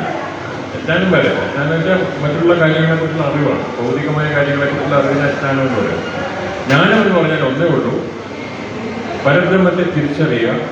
ഞാൻ തന്നെയാണ് പരബ്രഹ്മം, അഹം ബ്രഹ്മാസ്മി എന്നുള്ള ആ യാഥാർത്ഥ്യം, ആ ബോധം, അതാണ് ശരിയായ ജ്ഞാനം എന്ന് പറയുന്നത്. അങ്ങനെ ഒരു ബോധം ഉണ്ടായാൽ മനസ്സിന് പൂർണ്ണ സംതൃപ്തിയാണ് ലഭിക്കുക. അതിൽ പല സംതൃപ്തി കിട്ടാൻ ഒന്നുമില്ല. അങ്ങനെ സംതൃപ്തി ഉണ്ടായാൽ സത്യത്തിൽ അങ്ങനെ ഒരു സംതൃപ്തിയല്ലേ പൂർണ്ണ സ്വാതന്ത്ര്യം എന്ന് പറയുന്നത്. അതിൽ പിന്നെ സ്വാതന്ത്ര്യം വരെയുണ്ട്. ബാക്കി എല്ലാ കാര്യത്തിലും നമ്മൾ അസ്വതന്ത്രരാണെങ്കിലും ഇങ്ങനൊരു ചിന്ത വന്നു കഴിഞ്ഞാൽ പിന്നീട് ഞാൻ പൂർണ്ണ തൃപ്തനാണ്, എനിക്കൊന്നും വേണ്ട, ഞാൻ ആരെയും ആശ്രയിക്കുന്നില്ല, ഭഗവാൻ മാത്രമാണ് എൻ്റെ ആശ്രയം എന്ന് വന്നു കഴിഞ്ഞാൽ പിന്നെ മനസ്സിന് പൂർണ്ണ സംതൃപ്തി ഉണ്ടാവില്ലേ? അങ്ങനെ സംതൃപ്തി ഉണ്ടാകുന്നതിനാണ് അതാണ് ശരിയായ മോക്ഷം എന്ന് പറയുന്നത്. അല്ലെ നമ്മളിപ്പോൾ വിചാരിച്ചിരിക്കുന്ന വഴി മരിച്ചു കഴിഞ്ഞ് വേറെ ഏതോ ലോകത്തിൽ പോകുന്നതാണ് മോക്ഷം. അല്ല, അങ്ങനെയല്ല. അങ്ങനെ കപിലാവതാരം അങ്ങനെ നമുക്ക് പഠിപ്പിച്ചു തരുന്ന ഒരുപാട് കാര്യങ്ങൾ ഭാഗവതത്തിലുണ്ട്. അത് നിങ്ങൾ സൗകര്യം പോലെയൊക്കെ പഠിക്കുക. ഇനി ശ്രീരാമാവതാരം ശ്രീകൃഷ്ണാവതാരം രണ്ടും ഭൂമിയുടെ ഭാരം കുറയ്ക്കാനുണ്ടായതാണ്. അത് നിങ്ങൾക്ക് ഏവർക്കും അറിയാം. ഒരുപാട് രാക്ഷസന്മാരെ, കോടിക്കണക്കിന് രാക്ഷസന്മാരെ നശിപ്പിച്ചാണ് ശ്രീരാമദേവൻ ഈ ഭൂമിയുടെ ഭാരം കുറച്ചത്. അതേപോലെ അസുരന്മാരെയും ദുഷ്ടജനങ്ങളെയും നിഗ്രഹിക്കുകയോ സ്വയം നിഗ്രഹിക്കുകയോ മറ്റുള്ളവരെ കൊണ്ട് നിഗ്രഹിക്കുകയോ ചെയ്ത് ഭൂഭാരം കുറയ്ക്കുകയായിരുന്നു ശ്രീകൃഷ്ണാവതാരത്തിൽ ചെയ്തത്. ഇത് നമുക്കറിയാം. അതുകൊണ്ട് അതൊരു ചർച്ചാ വിഷയമായി നിന്നിട്ടേക്ക് എടുക്കേണ്ട കാര്യമില്ല. എങ്കിൽ തന്നെ ഇത് നമ്മൾ മനസ്സിലാക്കിയിരിക്കണം. അങ്ങനെ ഭഗവാന്റെ ഏത് അവതാരം എടുത്താലും അതെല്ലാം നടന്നിരിക്കുന്നത് എവിടെയാണ്? ഈ 14 ലോകങ്ങളിലും വെച്ച് നടന്നിരിക്കുന്നത് ഭൂലോകത്തിലാണ് നടന്നിരിക്കുന്നത്. അത് ഭൂലോകവാസികളുടെ ഗുണത്തിനു വേണ്ടിയും അവരുടെ നന്മയ്ക്കും വേണ്ടി ചെയ്തതാണ്. അതുകൊണ്ടാണ് ഈ ഭൂമിക്ക് ഒരു പ്രത്യേകതയുള്ളത്. ഇതാണ് ശരിയായ ക്ഷേത്രം, കർമ്മഭൂമി. ഇതാണ് ഈ ശ്രീമദ് ഭാഗവതം. നിങ്ങൾ ഏത് പഠിക്കുന്നുണ്ടാവും. 11ാമത്തെ സ്കന്ധത്തില് 20ാം അധ്യായത്തിലെ 12ാം ശ്ലോകം. അത് ഈ സത്യത്തെ എടുത്തു പറയുന്ന ഒന്നാണ്. അതിങ്ങനെ പറയുന്നത് സ്വർഗിണ്യോപ്യേത്യ ഇച്ഛന്തി ലോകം നിരയണസ്തത സാധകം ജ്ഞാനഭക്തിഭ്യാം ഉഭയം തദസാധകം എന്ന് പറയുന്നത്. അപ്പം നരകത്തിലുള്ളവരെ പോലെ തന്നെ സ്വർഗത്തിലുള്ളവരും ഭക്തിജ്ഞാനം ഒക്കെ ലഭിക്കാനായിട്ട് താല്പര്യപ്പെടുന്നവരാണ്. അങ്ങനെ സാധകമാക്കിയെടുക്കുന്ന ഈ മനുഷ്യലോകത്തെ അഥവാ മനുഷ്യരൂപത്തെ, മനുഷ്യ ശരീരത്തെ ആരാഗ്രഹിക്കുന്നു? സ്വർഗത്തിലുള്ളവരും ആഗ്രഹിക്കുന്നു, നരകത്തിലുള്ളവരും ആഗ്രഹിക്കുന്നു. സ്വർഗവും നരകവും ഭക്തിജ്ഞാനാദികൾ ഉള്ള സ്ഥലമല്ല. കാരണം എന്താണ്? സ്വർഗത്തിൽ പോയിട്ടുണ്ട് ആരെങ്കിലും, നരകത്തിൽ പോയിട്ടില്ല, ആർക്കറിയില്ല എന്താണ്. പക്ഷെ പറയപ്പെടുന്നത് ഇങ്ങനെയാണ്, സ്വർഗത്തിൽ ചെന്ന് കഴിഞ്ഞാൽ അവിടെ സുഖഭോഗങ്ങൾ മാത്രമേ ഉള്ളൂ, കേവലം വിഷയത്വം. നല്ല ഭക്ഷണം കിട്ടും, ഇവിടെ കിട്ടുന്നതിനേക്കാളും നല്ല ഭക്ഷണമാണ് അവിടെ കിട്ടുന്നത്. അതുപോലെ ഡാൻസ് കാണാം, അപ്സരസുകളുടെ ഡാൻസ്, ഗന്ധർവന്മാരുടെ സംഗീതം, കിന്നരാദികളുടെ വാദ്യമേളങ്ങൾ, നാടകം, ഇങ്ങനെയുള്ള സകല ഭയങ്കര സുഖമാണ്. ഇവിടുന്ന് പുണ്യമെല്ലാം സമ്പാദിച്ച് നിങ്ങൾ സ്വർഗത്തിൽ പോയി നോക്കും, ഇതൊക്കെയാണെന്നാണ് പറയപ്പെടുന്നത്. ഭയങ്കര സുഖമാണ്. നരകത്തിൽ പോയിട്ടുണ്ടോ? അവിടെ കൊണ്ട് ഇരിക്കുന്നത് ഇപ്പോൾ നമ്മൾ നരകത്തിൽ പോയാൽ നിത്യ ദുഃഖമാണ്.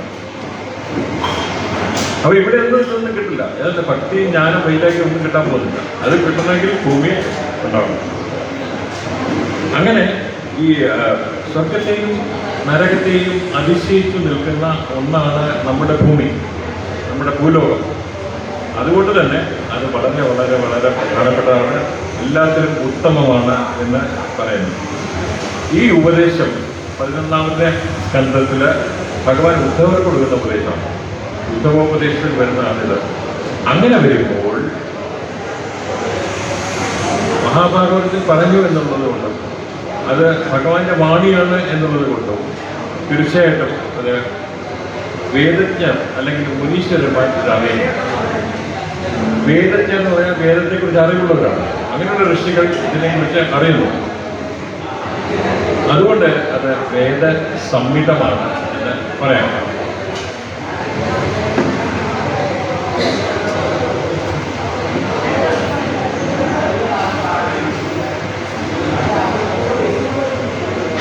ഒരൊറ്റ കാര്യം കൂടെ പറഞ്ഞുകൊണ്ട് നമുക്ക് ഈ ക്ലാസിൻ്റെ അവസാനത്തിലേക്ക് വരാം.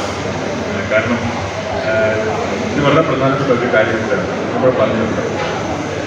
ലവണാംബൂഹി മധ്യേ വിളങ്ങുന്ന ജംബൂദ്വീപൊരു യോജനലക്ഷവും സപ്തദ്വീപുകളും നദിയിലെത്രയും ഉത്തമമെന്നു വാഴ്ത്തുന്നു പിന്നെയും.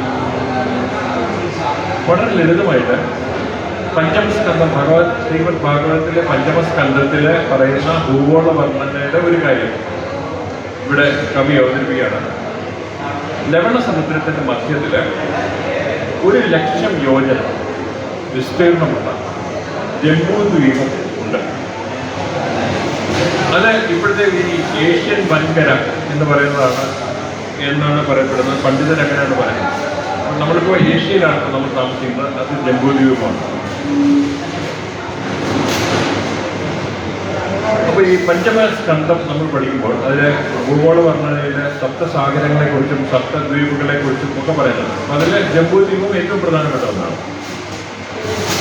അങ്ങനെ ഇവിടെ ഈ ഭൂമി ഒരു താമര പോലെ, ഭൂമി ഒരു താമരയായിട്ട് സങ്കല്പിച്ചാൽ അതിൻ്റെ മധ്യത്തിൽ ഒരു കർണികയുടെ സ്ഥാനത്ത് ആണ് മഹാമേരു എന്ന് പറയുന്ന പർവ്വതം ഉള്ളത്. അതിനെക്കുറിച്ച് ഉണ്ടെന്ന് പറഞ്ഞതാണ്, ഭൂപത്മത്തിനു കർണികയായിട്ടു ഭൂധരേന്ദ്രനോ നിൽക്കുന്നു. ഭൂധരേന്ദ്രൻ എന്ന് പറഞ്ഞാൽ മഹാമേരു പർവ്വതമാണ്. അപ്പോൾ ഭൂമിദേവി ആകുന്ന ആ താമരപ്പൂവിൻ്റെ മധ്യത്തിലിരിക്കുന്ന കർണിക, അതിനാണ് ഈ മഹാമേരു നിൽക്കുന്നത്. ബാക്കി ഉള്ളതിനെ 9 ഖണ്ഡങ്ങളായിട്ട് വിഭജിച്ചിട്ടുണ്ട്. 9 വർഷങ്ങൾ എന്ന് പറയും. ഈ ഖണ്ഡങ്ങളെ വർഷങ്ങൾ എന്ന് പറയും. അപ്പൊ ഏതൊക്കെയാണ് ഈ വർഷങ്ങൾ എന്നുള്ളത് ഭാഗവതം പറയുന്നത്? ഇളാവൃതം, വെറുതെ അത് പറയാം, ഓർക്കേണ്ട കാര്യമില്ല, ഇങ്ങനെ പറയാം. ഇളാവൃതം, ഭദ്രാശ്വം, ഹരിവർഷം, കേതുമാനം, രമ്യകം, ഹിരൺമയം, ഉത്തരഗുരു, കിംപുരുഷം, അജനാഭം. ഇങ്ങനെ 9 വർഷങ്ങളാണ്. 9 അതിൽ അജനാഭ വർഷം എന്ന് പറയുന്നത് അഗ്നീശ്വരൻ എന്ന് പറഞ്ഞ മഹാരാജാവ് തൻ്റെ 9 പുത്രന്മാർക്ക് ഈ 9 വർഷങ്ങൾ കൊടുത്തു. അതിൽ അജനാഭം കൊടുത്തത് നാഭി എന്ന് പറഞ്ഞ മഹാരാജാവ്. നാഭി അദ്ദേഹത്തിന് ഒരു പുത്രനുണ്ടായി. അദ്ദേഹത്തിന്റെ പേരാണ് ഋഷഭൻ. ഋഷഭൻ എന്ന് പറഞ്ഞത് വിഷ്ണുവിന്റെ അവതാരം തന്നെയാണ്, അംശാവതാരമാണ്. അപ്പൊ വിഷ്ണുവിന് ഋഷഭന് ഇന്ദ്രപുത്രിയായ ജയന്തി ഭാര്യയായി തീർന്നു.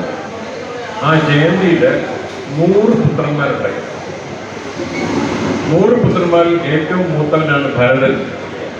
ഭരതൻ അജനാഭ വർഷം ഭരിച്ചത് കൊണ്ടാണ് അതിന് ഭാരതം എന്ന പേര് വന്നത്. ഭാസിൽ ലഭിക്കുന്നതാണ് ഭാരതം, ജ്ഞാനം. അതാണ് ഒരു വിളക്കായിട്ട് നമ്മുടെ രാഷ്ട്രത്തിൽ ജ്വലിച്ചുകൊണ്ടിരിക്കുന്നത്. അങ്ങനെ ഭരതൻ ഭരിച്ച അജനാഭ വർഷം ഭാരതം എന്നറിയപ്പെട്ടു. ഋഷഭൻ ഒരു വലിയ അവതാരമാണ്. ഋഷഭന് 100 കുട്ടികൾ. ആ 100 കുട്ടികളിലെ 9 പേരാണ് നവയോഗികൾ എന്നറിയപ്പെടുന്നത്. ഈ നവയോഗികൾ നിമി എന്ന രാജാവുമായിട്ട് ചില സംവാദങ്ങൾ നടത്തുന്നു. അതിനെയാണ് നിമി നവയോഗി സംവാദം എന്ന് ഭാഗവതത്തിൽ 11-ാം അധ്യായത്തിൽ പറഞ്ഞത്. അത് മുഴുവൻ ജ്ഞാനമാണ്. ഇതെല്ലാം കഴിഞ്ഞിട്ട് ഋഷഭൻ അവധൂതനായിട്ട് പോകും. അവധൂതൻ എന്ന് പറഞ്ഞു കഴിഞ്ഞാൽ ഒന്നുമില്ല, ശരീരത്തിൽ ഒരു വസ്ത്രം പോലും നേരെയില്ല, ഒന്നും കഴിക്കില്ല. പെരുമ്പാമ്പിനെ പോലെയാണ്. പെരുമ്പാമ്പിന് വല്ലപ്പോഴും എന്തെങ്കിലും ഒരു ആഹാരം കിട്ടിയാൽ അത് കഴിച്ചിട്ട് അവിടെ കിടക്കും, അടുത്ത് കിട്ടുന്നവരെ മിണ്ടാതെ കിടക്കും. അതുപോലെയാണ് ഇദ്ദേഹവും. ഋഷഭനും അങ്ങനെയായിരുന്നു. അപ്പൊ അങ്ങനെയുള്ളവര് ആൾക്കാർ പുച്ഛിക്കും, പുറത്തുനിന്ന് തുപ്പും, മലമൂത്ര വിസർജനം ചെയ്യും, വഴക്ക് പറയും, എല്ലാം ചെയ്യും. പക്ഷെ ഇതൊന്നും അദ്ദേഹത്തെ ബാധിക്കില്ല. അദ്ദേഹം ഇങ്ങനെ സഞ്ചരിച്ചു. അങ്ങനെ സഞ്ചരിച്ച അദ്ദേഹം നമ്മുടെ തെക്കേ കർണാടകത്തിൽ എത്തി. അവിടെയാണ് നമ്മൾ ഇന്ന് കാണപ്പെടുന്ന കുടജാദ്രി ഉണ്ടത്. കുടജാദ്രിയുടെ താഴെ വലിയ ഒരു എന്താണ് കാടുണ്ട്, എപ്പോഴും ഉണ്ട് ആ കാട്. ആ കാട്ടിൽ ഇങ്ങനെ സഞ്ചരിക്കുകയാണ് അദ്ദേഹം. സഞ്ചരിക്കുമ്പോൾ അവിടെ ഒരു കാട്ടുതീ ഉണ്ടായി. ആ കാട്ടുതീയിൽ ഋഷഭൻ തൻ്റെ ശരീരം ത്യജിക്കണം. അപ്പോൾ ഋഷഭാവതാരത്തിലൂടെ ഭഗവാൻ നമുക്ക് കാണിച്ചു തരുന്ന പ്രധാനപ്പെട്ട ഒരു കാര്യം, നമ്മുടെ ശരീരം വലിയ കാര്യമല്ല. ശരീരമല്ല നമ്മൾ നോക്കേണ്ടത്. ഇത് നോക്കണം ഒരു പരിധി വരെ. അതിന് ശേഷം അതിൽ കൂടുതലൊരു പൊട്ടൽ ഉണ്ടാകാൻ പാടില്ല. നമ്മുടെ ശരീരത്തിൽ അഭിമാനം വയ്ക്കരുത്. സൗന്ദര്യം അത് നശിച്ചു പോകും, ആരോഗ്യം നശിക്കും. നമ്മൾ ധരിച്ചിരിക്കുന്ന വസ്ത്രങ്ങളൊക്കെ ജീർണമായി എല്ലാം ഇല്ലാതാകും. പിന്നെ എന്തിനാണ് അതിൽ അഭിമാനിക്കേണ്ടത് എന്ന് ഈ ഒരു അവതാരത്തിലൂടെ നമ്മളെ പറഞ്ഞു മനസ്സിലാക്കുന്നത്. ഭാഗവത 5-ാം സ്കന്ധത്തിൽ 17-ാം അധ്യായത്തിൽ 12-ാം ശ്ലോകം വീണ്ടും പറയുന്നു, തത്രാപി ഭാരതമേവ വർഷം കർമ്മക്ഷേത്രം അന്യോനഷ്ട വർഷാണി സർക്കിണാം പുണ്യശേഷോപഭോഗ സ്ഥാനാനി ഭൗമാഹി സ്വർഗപദാനി വ്യപതിഷ്യന്തി എന്ന് പറഞ്ഞാൽ ഈ വർഷത്തിൽ വെച്ച് ഏറ്റവും നല്ലത് ഭാരതവർഷമാണ്, അതാണ് കർമ്മക്ഷേത്രം എന്ന് ഭാഗവതം പറയുന്നു. അപ്പോൾ മറ്റുള്ള 8 വർഷങ്ങളോ 9 എണ്ണമല്ലേ നമ്മൾ പറഞ്ഞത്, അതിൽ 8 എണ്ണം ഒഴിച്ചാൽ ബാക്കി 8 എണ്ണത്തിന്റെ പ്രാധാന്യം എന്താണെന്ന് ചോദിച്ചാൽ, നേരത്തെ സൂചിപ്പിച്ചല്ലോ, നമ്മൾ പുണ്യം കിട്ടി, പുണ്യമൊക്കെ നേടിയിട്ട് സ്വർഗത്തിൽ പോകും. സ്വർഗത്തിൽ പോയിട്ട് അവസാനം ഈ പുണ്യം നശിക്കുമ്പോൾ നമ്മളെ തിരിച്ച് ഭൂമിയിലേക്ക് തന്നെ വരും. ക്ഷീണേ പുണ്യേ മർത്യലോകം വിശന്തി ഭഗവത്ഗീതയിൽ പറയുന്നത്. അപ്പോൾ തിരിച്ചു വരുമ്പോൾ കുറച്ച് പുണ്യമൊക്കെ അവിടെ കാണും നമ്മുടെ. അത് FD ഇടുന്നതല്ല. ഒരു FD ഇട്ടിട്ട് അതിൽ നിന്ന് നമ്മളിങ്ങനെ കുറേശ്ശെ വിഡ്രോ ചെയ്തിരിക്കണം സ്വർഗത്തിൽ പോയിട്ട്. അപ്പോൾ അതിൽ സിസ്റ്റമാറ്റിക് വിഡ്രോവൽ പ്ലാൻ അനുസരിച്ച് കുറേശ്ശെ പണം ഇങ്ങനെ പിൻവലിച്ചുകൊണ്ടിരിക്കുന്നത്. അവസാനം വരുമ്പോഴത്തേക്കും ഇതിൻ്റെ മുതലൊന്നും കാണത്തില്ല. പിന്നെ ഉണ്ടായിരിക്കുന്നത് ചിലപ്പോൾ പലിശയൊക്കെ കാണും. അതൊക്കെ ആയിട്ടാണ് നമ്മൾ ഭൂമിയിലേക്ക് വരുന്നത്. അങ്ങനെ വരുന്നവർക്ക് ഈ 8 സ്ഥാനങ്ങളിലും പോയി ഇരിക്കാം എന്നാണ് പറയുന്നത്. അപ്പോൾ ഭൂമിയിലുള്ള സ്വർഗസ്ഥാനങ്ങളാണ് ഈ ബാക്കിയുള്ള 8. അതുകൊണ്ട് കർമ്മങ്ങൾ ഭാരതവർഷത്തിലാവുമ്പോൾ ഉള്ള ഗുണം, നല്ലൊരു കൃഷിസ്ഥലം ഒരുക്കി അതിൽ വിത്ത് വിതച്ചാൽ അത് നല്ല വിളവുണ്ടാവും. കാട്ടിൽ കൊണ്ടോ അല്ലെങ്കിൽ മണലാരണ്യത്തിൽ കൊണ്ടോ വിത്തുകൾ വിതച്ചാൽ അത്ര ഉണ്ടാവില്ല. അതുകൊണ്ട് ഭാരതവർഷത്തിൽ എന്ത് കർമ്മം ചെയ്താലും അത് പുണ്യമാണ്, അത് അഭിവൃദ്ധിപ്പെടും. അതുകൊണ്ടാണ് ഭാരതഖണ്ഡത്തെ കർമ്മക്ഷേത്രം എന്ന് പറയുന്നത്. സംസ്കൃതത്തിൽ ക്ഷേത്രം എന്ന് പറഞ്ഞാൽ കൃഷിസ്ഥലം എന്നുള്ള അർത്ഥം കൂടെ ഉണ്ട്, വയൽ. അപ്പം അതിൽ നമ്മുടെ കർമ്മങ്ങൾ വിതയ്ക്കുകയാണെങ്കിൽ തീർച്ചയായിട്ടും അത് നല്ല വിളവ് തരും. അതിന് പറ്റിയ സ്ഥലം ഈ ഭൂലോകം തന്നെയാണ്. ഈ ഭൂലോകത്തിൽ മനുഷ്യജന്മം കിട്ടിയ നാം ഏവരും ഭാഗ്യവാന്മാരാണ്. മോക്ഷത്തിലേക്ക് പോകാനുള്ള ഭക്തി, ജ്ഞാനം, വൈരാഗ്യം ഇതെല്ലാം സമ്പാദിക്കാനായിട്ടുള്ള ഒരു ശ്രമം ചെറുപ്പത്തിൽ തന്നെ തുടങ്ങേണ്ടിയിരുന്നു. പക്ഷേ പലപ്പോഴും പല കാരണങ്ങളുകൊണ്ട് സാധിച്ചില്ല. ഇനിയെങ്കിലും അത് തുടങ്ങണം, അത് മുന്നോട്ട് കൊണ്ടുപോകണം. അതിനെക്കുറിച്ച് ആശങ്കപ്പെടേണ്ട. ഭക്തി വന്നു കഴിഞ്ഞാൽ മനസ്സിൽ ജ്ഞാനം തെളിയും. ജ്ഞാനം തെളിഞ്ഞാൽ മനസ്സിലെ അധൈര്യമെല്ലാം മാറും. ഒന്നിനെക്കുറിച്ചും ഭയമുണ്ടാവില്ല. അങ്ങനെ ഭയരഹിതരായി പൂർണ്ണ സ്വതന്ത്രരായി പൂർണ്ണ സംതൃപ്തിയോടുകൂടി നമുക്ക് ഇവിടെ ജീവിക്കാൻ സാധിച്ചാൽ അതുതന്നെയാണ് മോക്ഷം.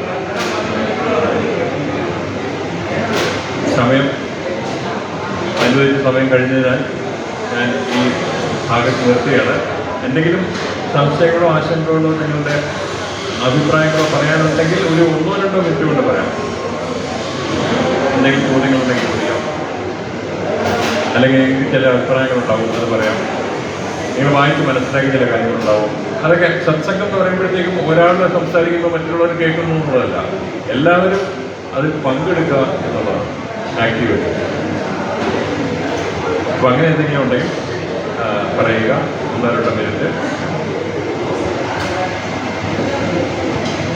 എന്തെങ്കിലും ഉണ്ടോ?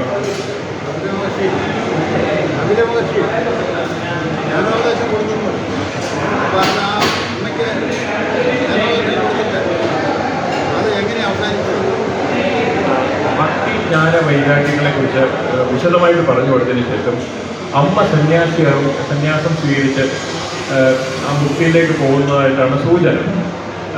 ഈ കഥകൾ ചിലപ്പോൾ മുഴുവനായിട്ട് ഒരു ഫിനിഷൊന്നും കൊടുക്കാറില്ല. ഇതൊക്കെ ബാക്കിയൊക്കെ നമ്മൾ ചിന്തിച്ച് മനസ്സിലാക്കേണ്ട വിഷയമാണ്. കപിലൻ അവസാനം അമ്മയ്ക്ക് ജ്ഞാനോപദേശം കൊടുത്തപ്പോൾ അമ്മ അമ്മയുടെ മനസ്സിലുള്ള എല്ലാ സംശയങ്ങളും തീർന്നു. അങ്ങനെ ജ്ഞാനം മനസ്സിൽ തെളിഞ്ഞ് അമ്മയും ഒരു സന്യാസിനിയായി മാറി എന്നുള്ളതാണ്. അപ്പോൾ ഇത് പിന്നെ ഒരു കഥയായിട്ട് വളരെ തള്ളിക്കളയാൻ പറ്റില്ല. ഈ ഉപദേശങ്ങളെല്ലാം നമ്മളും സ്വീകരിക്കുകയാണെങ്കിൽ നമ്മൾ ഈ ദേവസ്തുതിയെ പോലെ തന്നെ നമ്മുടെ മനസ്സിൽ തെളിയും, അതിൽ ജ്ഞാനം തെളിയും. നമ്മൾ ചെയ്യുന്ന എല്ലാ പ്രവൃത്തികളും, ഇപ്പം നമ്മൾ ചെയ്യുന്ന സാധനങ്ങളെല്ലാം തന്നെ നമ്മുടെ മനസ്സിനെ ശുദ്ധീകരിക്കാനുള്ളതാണ്. ക്ഷേത്രങ്ങളിൽ പോവുക, തീർത്ഥാടനം നടത്തുക, എല്ലാം തന്നെ നമ്മൾ മനസ്സിനെ ശുദ്ധമാക്കാനുള്ളതാണ്. മനസ്സിനെ ശുദ്ധമാക്കി കഴിഞ്ഞാൽ ജ്ഞാനം അതിൽ തെളിയും. ജ്ഞാനം തെളിഞ്ഞു കഴിഞ്ഞാൽ പിന്നെ അതിൽ തരും ഒരു സായുജ്യം വരാനൊന്നുമില്ല. ഇത് പറഞ്ഞുകൊണ്ട് നമുക്ക് ഞാനെൻ്റെ ഇളയ വാക്ക് എടുക്കുമ്പോഴത്തേക്കാണ് തെറ്റുപോലും പറഞ്ഞപ്പോഴേക്ക് ക്ഷമിക്കുക, തിരുത്തി തരിക. അതായത് ഇനി ആവർത്തിക്കാൻ പാടില്ലല്ലോ. ഏതായാലും ഞാൻ ഇന്ന് രാവിലെ തന്നെ എൻ്റെ ഗുരുനാഥനായ ശ്രീ വിശ്വാസ് നമ്പൂരി സാറിനെ ഫോണിൽ വിളിച്ച് പറയുകയുണ്ടായി. ഇന്ന് ഞാൻ പറയാൻ പോകുന്ന വിഷയങ്ങൾ കൂടുതലും ഭാഗവതവും ഭഗവത്ഗീതയും രാമായണമൊക്കെ ആയിരിക്കും ഈ വൃന്ദാനത്തിൻ്റെ തന്നെ വരികളിലൂടെ പറയുന്നത്. അങ്ങനെ പറയുമ്പോൾ ഇത് ഞാനല്ല പറയുന്നത്, സാറാണ് എൻ്റെ ഉള്ളിലിരുന്നുകൊണ്ട് പറയാൻ പോകുന്നത്. അങ്ങനെ ഞാനൊരു ഇൻഷുറൻസ് പോളിസി കൂടെ എടുത്തിട്ടാണ് നിങ്ങളുടെ മുമ്പിൽ എത്തിയത്. അതുകൊണ്ട് സാറിൻ്റെ വാക്കുകളാണ് ഞാൻ പറഞ്ഞത്. സാർ എന്നെ പഠിപ്പിച്ചിട്ടുള്ള ഞാൻ മനസ്സിലാക്കിയിട്ടുള്ള കാര്യങ്ങൾ ഞാൻ നിങ്ങളോട് പറഞ്ഞു. എല്ലാവർക്കും നന്ദി, നമസ്കാരം. പൂർണ്ണമതം പൂർണ്ണമിദം പൂർണ്ണാത് പൂർണ്ണമുദച്യതേ പൂർണ്ണസ്യ പൂർണ്ണമാദായ പൂർണ്ണമേവാവശിഷ്യതേ. ഓം ശാന്തി ശാന്തി ശാന്തി. ശ്രീ ഗുരുഭ്യോ നമഃ. ഹരി ഓം തത്സത്.